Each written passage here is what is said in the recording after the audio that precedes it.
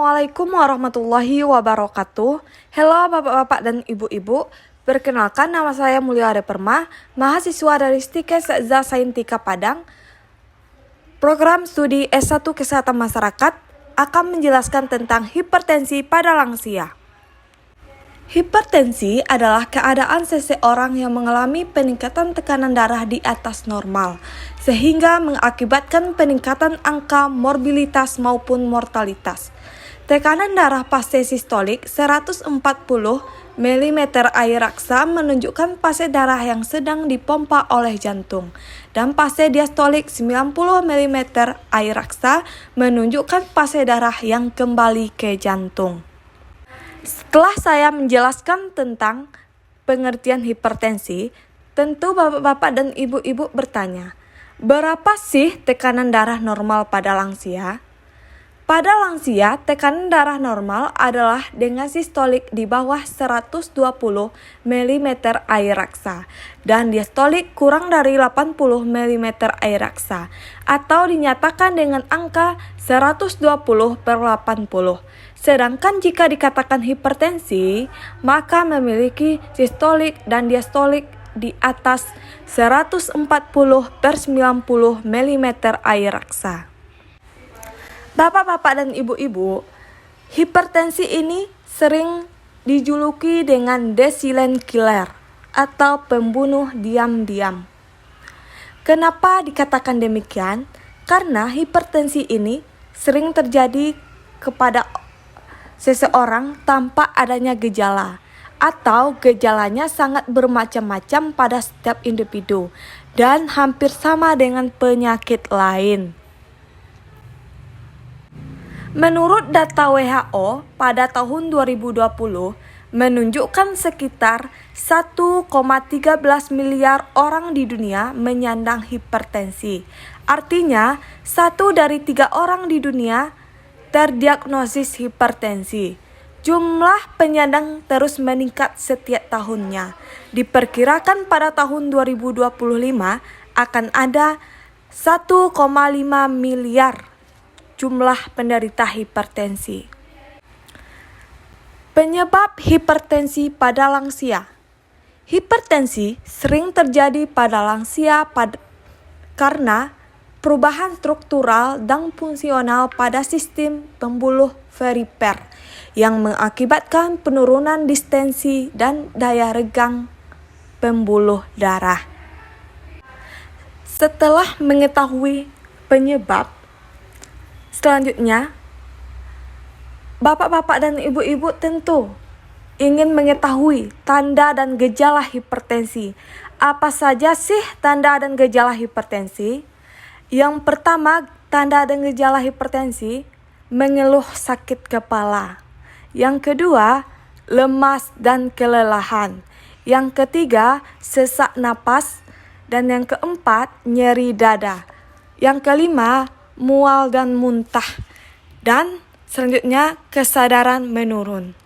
Selain tanda-tanda dan gejala tersebut, pada penderita hipertensi tentu akan muncul gejala-gejala lain yang akan timbul akibat dari hipertensi.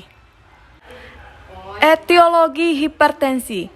Etiologi hipertensi dibedakan menjadi 2. Yang pertama, hipertensi primer adalah suatu kondisi terjadinya tekanan darah tinggi sekitar 95% yang disebabkan oleh faktor gaya hidup seperti kurang bergerak dan pola makan. Yang kedua, hipertensi sekunder adalah suatu kondisi terjadinya tekanan darah tinggi lebih jarang, hanya sekitar 5%, dan disebabkan oleh kondisi medis, misalnya penyakit ginjal, gagal jantung, atau reaksi terhadap obat-obatan tertentu.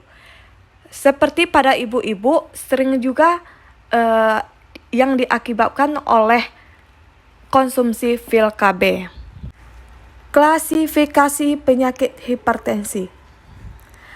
Kategori optimal bila sistoliknya kecil dari 120 mm air raksa dan diastoliknya kurang dari 80 mm air raksa.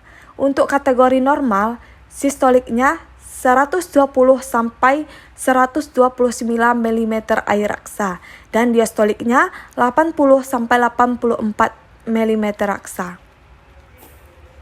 Untuk kategori normal, sistoliknya 130 sampai 139 mm air raksa dan diastoliknya 85 sampai 89 mm air raksa. Untuk kategori hipertensi ringan, sistoliknya 140 sampai 159 mm air raksa dan diastoliknya 90 sampai 99 mm air raksa. Untuk hipertensi grade sedang atau hipertensi sedang, sistoliknya 160 sampai 179 mm air raksa dan diastoliknya 100 sampai 109 mm air raksa. Untuk hipertensi kategori berat, sistoliknya 180 sampai 209 mm air raksa dan diastoliknya 100 sampai 119 mm air raksa. Untuk grade 4 atau hipertensi sangat berat, sistoliknya besar atau sama dari 210 mm air raksa dan diastoliknya besar atau sama dari 210 mm air raksa.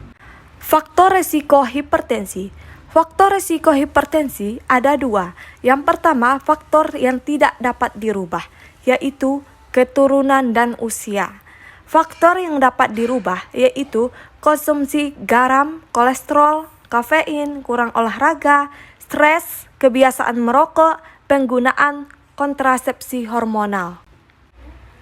Untuk komplikasi hipertensi. Komplikasi hipertensi yang pertama bisa mengakibatkan stroke, yang kedua gagal ginjal, yang ketiga infark miokardium, dan yang keempat ensefalopati. Penata laksanaan hipertensi. Bapak-bapak dan ibu-ibu, penata laksanaan hipertensi ini ada dua. Yang pertama, terapi farmakologis. Pada terapi farmakologis dapat diberikan antihipertensi tunggal maupun kombinasi. Dan terapi non-farmakologis berupa modifikasi gaya hidup sehat, seperti penurunan berat badan, mengurangi asupan garam, diet, olahraga, mengurangi konsumsi alkohol, berhenti merokok, dan mengurangi stres. Makanan yang harus dihindari atau dibatasi oleh penderita hipertensi. Yang pertama, makanan yang berkadar lemak jenuh tinggi. Yang kedua, makanan yang diolah dengan menggunakan garam natrium. Yang ketiga, makanan yang diawetkan. Yang keempat, makanan dan minuman kaleng.